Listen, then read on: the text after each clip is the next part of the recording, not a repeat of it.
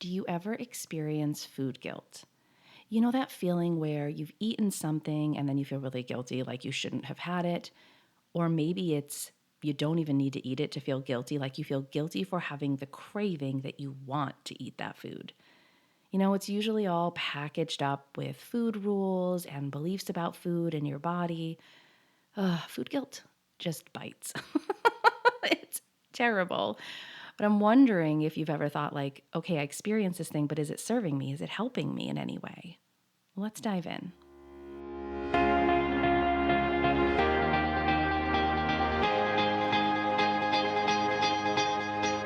Welcome to the Intuitive Eating Mama podcast. I'm your host, Jennifer D'Amato. I am an intuitive eating counselor, and I'm also a mom to 4. This podcast is not just for mamas, it's for all women who are ready to ditch diets, ditch the scale and food guilt forever, and instead invite peace with food, increase their body trust, and confidence in all of her choices. I believe this show is going to shed some light on sneaky ways diet culture has infiltrated your thoughts, your family, and your well-being. No matter the episode, I want you to walk away feeling informed, inspired, and encouraged. So whether you're taking a walk, washing the dishes, or carting kids around, let's dive into the latest episode on the Intuitive Eating Mama podcast. The way food guilt used to show up for me was totally in the earn and burn mentality. If I had something or I wanted to eat something, I would have to make sure I worked out enough to earn that food or burn it off. Food guilt absolutely manifested itself in a very specific way for me.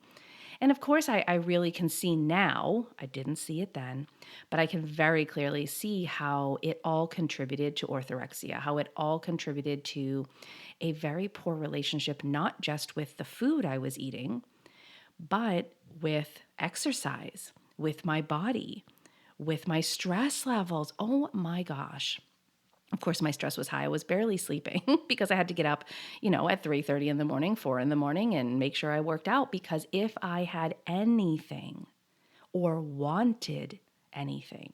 Now, I even say this, and as I'm like conjuring up these memories, because for me, like I would have food guilt having Halo Top freaking ice cream. And let's use air quotes for ice cream because that is not ice cream. I would have food guilt for having that. For having something that's not even the real thing I wanted. Yeah, orthorexia really messes with you. It really screws with your idea of health. And so food guilt manifested itself this way for me. I know for some women that I work with, food guilt manifests itself in more eating, where they feel so guilty for eating the food that the guilt overtakes them with emotional eating and they eat more. Beyond fullness, they eat to cope with their emotions. It's just more food. And then I know some women who feel so guilty, they won't allow themselves to eat. They will just say, I ate this, I feel so terrible, now I have to withhold food as long as possible. Maybe one of these, what I experienced or what the women I work with experience, one of these relates to you. And so it makes me ask this question, this thing we experience, and maybe for years. I mean, for me, it was years. It was years. Does it serve you? Like just asking the question, like, is this helping me? A while back, I don't even remember how long ago now on the podcast, when you've hit this many episodes, literally I have to start like searching my own, list of podcasts just to remember. I did this episode about how shame is not a motivator.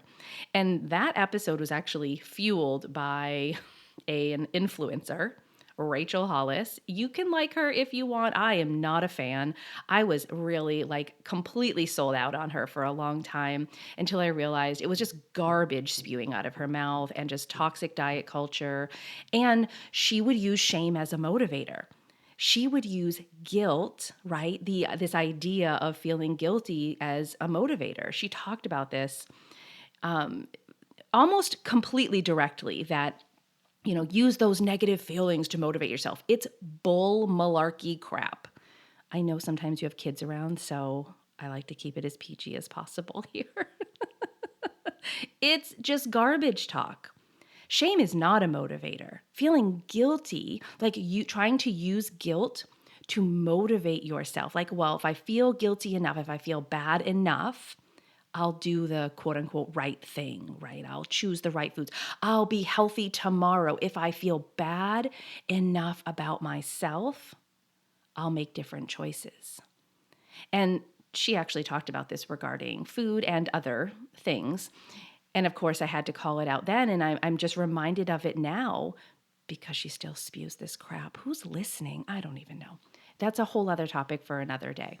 But does food guilt really serve you? Does feeling guilty for wanting the food, eating the food, enjoying the food, having the things you desire to eat, does it help? I think we do get stuck in this mindset. And I think if you're so like immersed in diet culture, you think it's normal.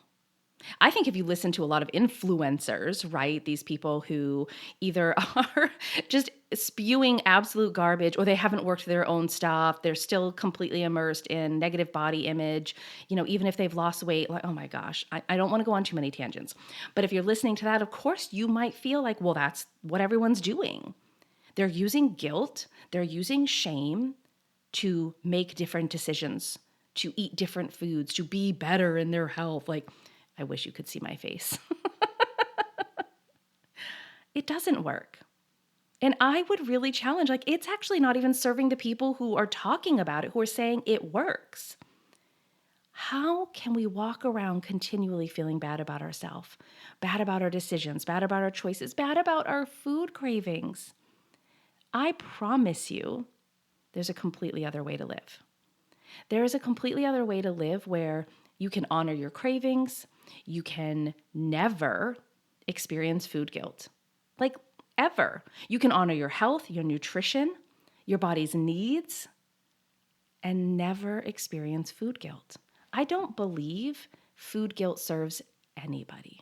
Now, I've always made the joke, and I know it's a ridiculous joke, but I'm just going to say it, that the only reason you should feel guilty is maybe you stole the food. I don't know. Did you steal it? Like, you should feel guilty. Did you harm someone to get that food? You should feel pretty bad about yourself. But other than that, I don't believe food guilt serves any purpose. And it definitely can be one of those blockades, like that thing that keeps you from fully healing your relationship with food. And it usually comes from having all these food rules, the food police in your own head, whether it's your voice, someone else's voice, diet culture's voice, your mother's voice, like saying, you're doing this wrong. You shouldn't have that. You're having too much. You shouldn't even want that. Like all of these things, you literally can't make peace with food guilt. You just can't. They are opposites, and not the kind of opposites attract Paula Abdul thing we got going on. They are opposites that don't go together. They are the, oil and water. They will stay separate and look awful. Food guilt doesn't serve a purpose. I don't care what diet culture's spewing out these days, but using guilt to make your food choices will always backfire. So how do you remove food guilt? All right, that is definitely the next logical question. Like, how do you get rid of it then? It's actually addressing the things I've already mentioned. It's addressing the food rules that have been there maybe for you for 20, 30 years.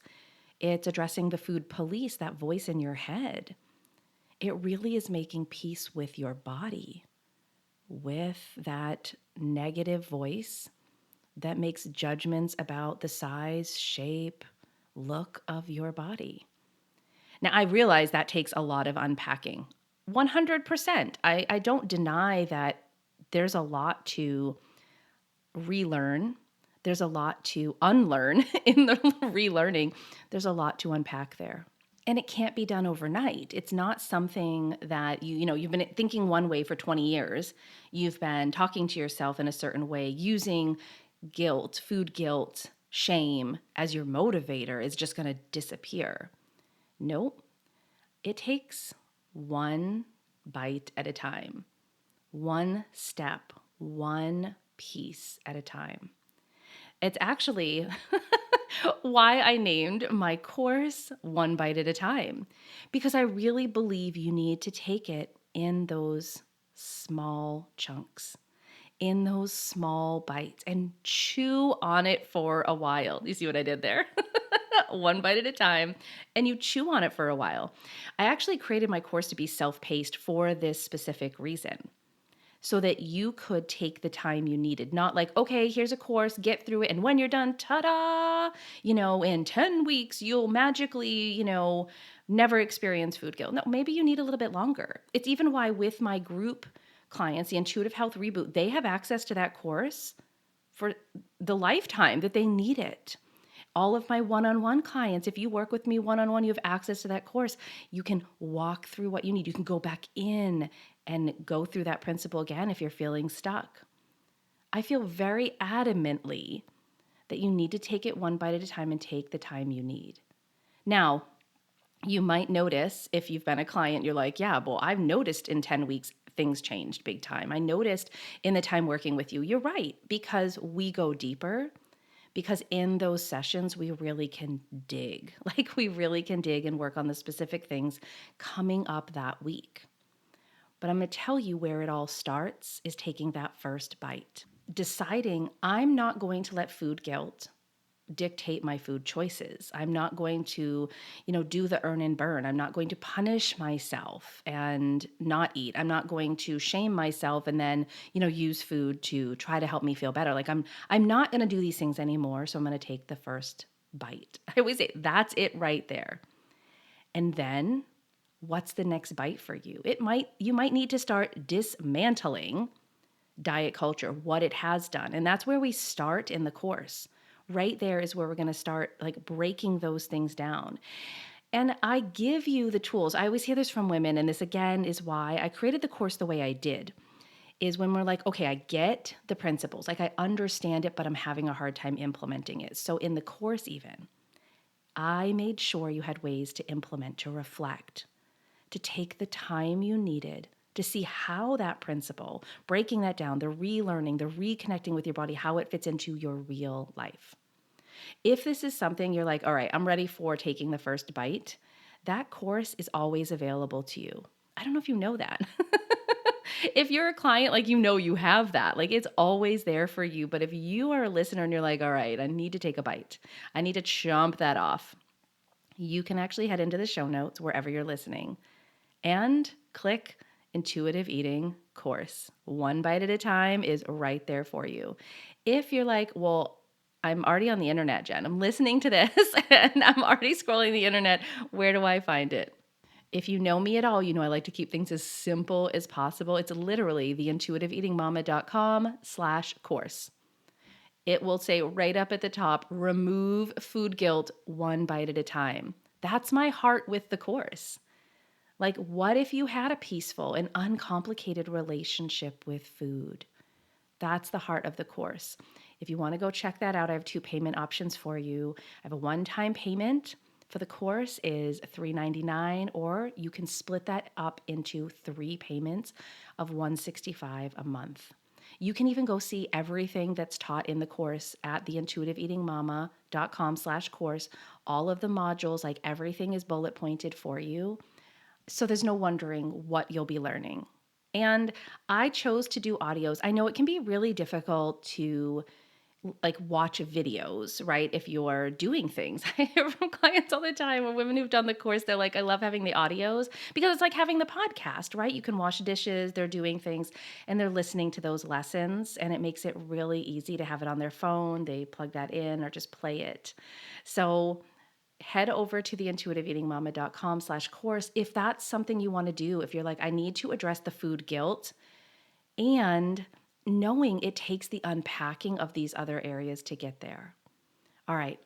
I hope this is helpful for you in even acknowledging, all right, food guilt doesn't serve me. Now, what do I do next? And having some ways that you can address that. All right. I'll meet you right back here next week for another episode. What if you had a peaceful and uncomplicated relationship with food? What if that meant you no longer stressed when sweets and sugar was in your house? What if you went out to eat without needing to know what's on the menu ahead of time?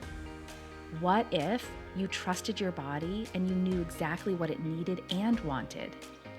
And what if you ditched diets and diet talk in your home once and for all? If you are ready to stop stressing and obsessing about food and stop the diet cycle in your life, then I think you will love my self-paced intuitive eating course, One Bite at a Time. Each module is packed with information, but not just information for knowledge, information to help you implement the principles of intuitive eating. In fact, here's what one of my clients had to say about this course. Carrie says, I think all the information is broken down into really easy to process segments, and there is plenty of time to work on each area. I can't believe how far I have come in such a short space of time. If you've been looking for a self-paced intuitive eating course that also gives you amazing support and encouragement throughout, this is exactly what you've been looking for. Head into the show notes wherever you're listening and click Intuitive Eating Course, or you can head to www.theintuitiveatingmama.com/course. You'll find 2 payment plans so that you can fit it into your budget. I can't wait to welcome you into the Intuitive Eating Course, One Bite at a Time.